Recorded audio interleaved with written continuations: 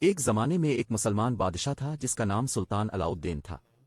وہ ایک عقلمند اور انصاف پسند حکمران تھا اور اس کے لوگ اس سے محبت کرتے تھے۔ ایک دن مملکت میں خشک سالی پڑ گئی، فصلیں خراب ہوئیں اور لوگ بھوکے مرنے لگے۔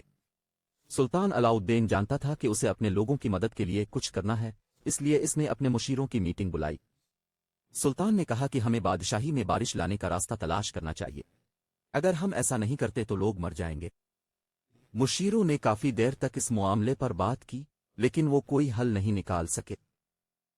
آخر میں ایک مشیر بولا۔ مشیر نے کہا کہ میں نے ایک عقلمند آدمی کے بارے میں سنا ہے جو پہاڑوں میں رہتا ہے، وہ ہماری مدد کر سکتا ہے۔